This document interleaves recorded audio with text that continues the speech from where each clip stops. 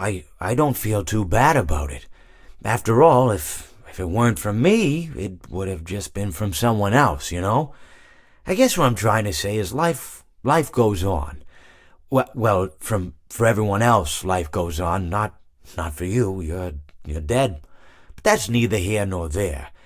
It reminds me of one summer day in the park. I was having just a delightful picnic with my good friend Orville, and I said to him, Orville, I have a story. And he said to me, what's the significance of the story? And I said to him, Orville, not every story has to have significance, you know? Sometimes a story is just a story.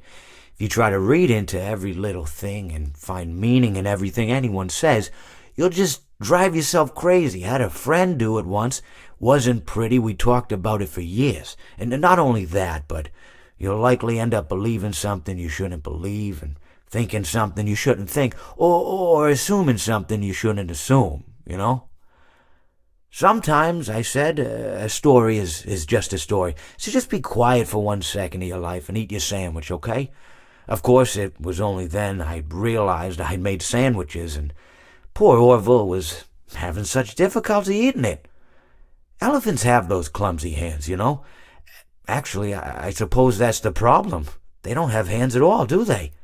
They're all feet. I couldn't imagine someone asking me to eat a sandwich with my feet. Now, if I recall correctly, there was a bakery nearby. I said to him, Orville, let me go get you some rye bread. Now, I'm unsure if elephants enjoy rye bread, but I assure you that Orville does. Now, this was on a Tuesday, which was good because rye bread was always fresh on Tuesday. They made sourdough bread on Monday and threw it out Wednesday, or rather they sold it at a discount for people wanting to feed the ducks, and then probably at the end of the day, finally, they threw it all out. I don't recall. I do remember a man who would bring his son to the bakery every Wednesday and then go feed the ducks. He would buy all of the sourdough bread. Of course, you know, you're not supposed to feed the ducks sourdough bread at all. It swells up in their stomach and then they all die. At least that's what I've heard. You know, I never saw any ducks die myself, but I did notice a substantial decrease in the duck population over the course of a few years. I just never thought to stop the man and tell him that he was killing the ducks by feeding them sourdough bread. And if you want my opinion on the matter, and I told Orville this as well, if you want to feed ducks, or birds, or any kind for that matter, it's best to buy seed. I mean, when you think about it, breads of any sort don't occur in nature. They don't grow on trees or spring up from the bushes.